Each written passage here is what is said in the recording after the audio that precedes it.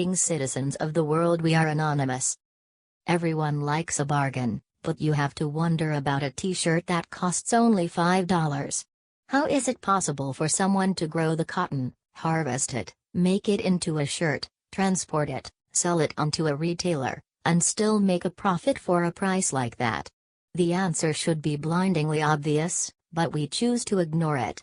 Cut-price clothes and food are all too often produced by exploiting people in developing countries, who make the cheap goods we've come to love by working long hours for low pay, often in appalling conditions.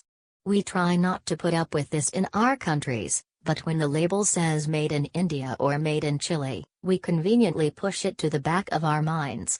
Fortunately, many people are waking up to the basic unfairness of world trade and demanding a better deal for the people who do our dirty work. It's called fair trade. Let's find out why it's important and how it works.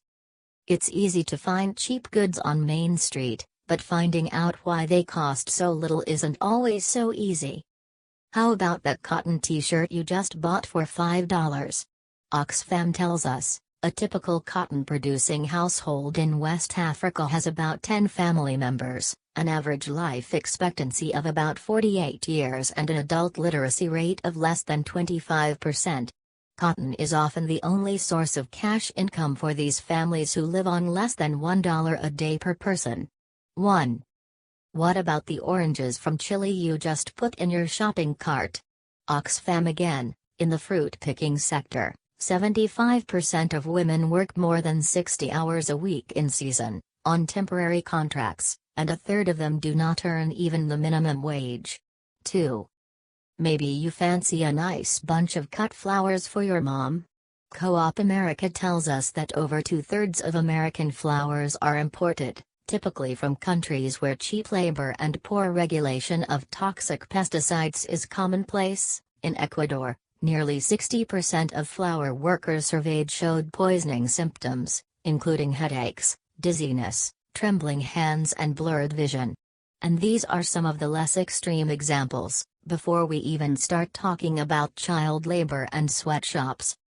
Why do we put up with this kind of thing? According to Co-op America, the answer is obvious. Ultimately, sweatshops exist because the human links of the supply chain are hidden from us when we shop. If working conditions at producer factories were visible to consumers at the point of purchase, it would be harder to convince shoppers that cheaper goods are worth the price of worker abuse. Why free trade often means unfair trade. Globalization, the tendency of companies to treat the world as one giant kingdom of potential profit, without all those pesky borders, is largely to blame. If a company can sew its jeans in Honduras for a fraction the price it can do it in Chicago, the decision to outsource is a no-brainer. And if competitors have already packed their factory bags and cut their costs, and you hold out for made in the USA and higher prices, guess where your business might be heading? Free trade is a part of globalization, and it sounds great in theory. If we removed all barriers to trade, such as import tariffs, the taxes companies have to pay to get their goods into another country and sell them there, all countries could compete on a level playing field, and what could be fairer than that? In practice, it doesn't work out quite like that. Some countries are inevitably far more powerful than others, and they want things to stay that way. Even while promoting free trade, they use all kinds of tactics to ensure they can trade more freely than other people. You might have heard of a practice called dumping. That's where an industrialized country subsidizes production of finished goods, which it then exports to a developing country at a price that's lower than the goods the developing country can produce at home. The developing country has to cut the prices of its own goods to a level that makes it impossible for poorer people to support themselves. Another tactic is for rich countries to impose high tariffs on finished goods but low tariffs on basic, raw materials. That gives poorer countries no option but to export raw materials. They can't turn those materials into high-value finished goods themselves because they won't be able to export them. The rich countries import the low-value, raw materials, make them into high-value finished goods wherever it suits them, then export the finished goods back to the poor countries. Practices like this mean free trade is all too often a synonym for unfair trade. You can read more about the rigged rules of free trade on Oxfam's trade campaign website. According to advocates of globalization, free trade has brought greater wealth to people in poorer nations, giving them a foothold on the ladder of progress and prosperity. On that view, wealth gradually trickles down society from the richest to the poorest, making everyone's lives better in the long run. The trouble is that very often it doesn't. Big corporations haven't outsourced their operations to low-wage economies in developing countries through any desire to alleviate poverty. They've done it to keep prices down and compete in a marketplace where everyone else is outsourcing too. Now there are many good examples of companies working respectfully with partners in developing countries, providing fair prices that help communities gain access to such vital things as education and basic health care. But there are many more corporations supporting a shadowy world of sweatshops, where working conditions are appalling and wages are too little to meet even basic daily needs, never mind climb out of poverty. Unchecked, globalization swiftly becomes a race to the bottom. If trickle-down theory works, why are so many of the world's people still in poverty? Free trade is when goods made in one country can be brought into another country, without paying any import taxes or limiting the quantity of items being imported.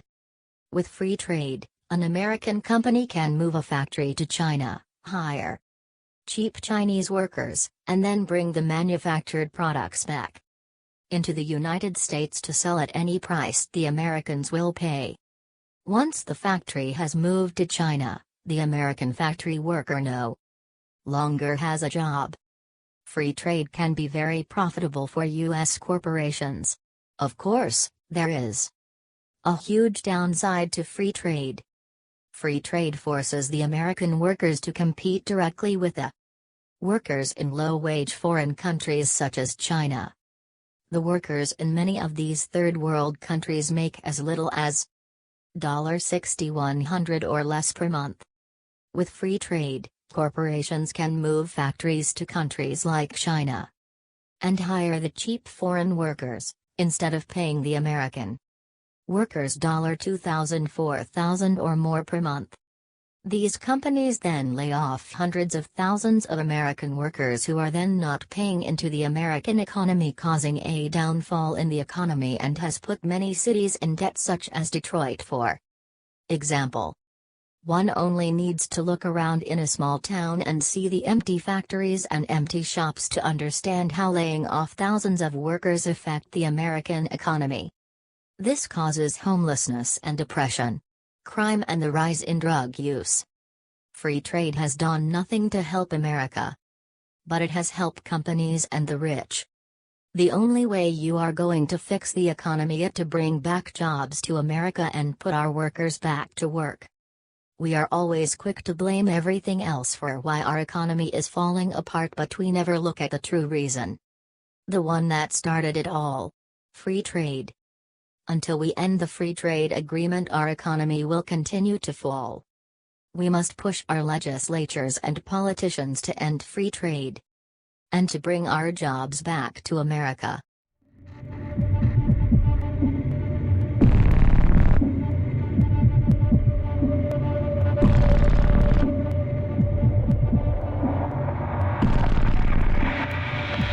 We are anonymous.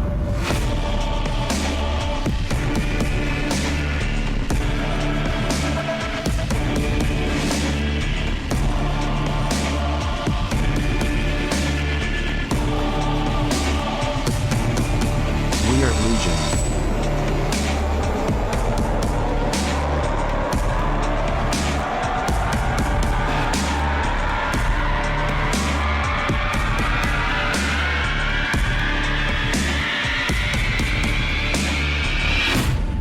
We do not forgive.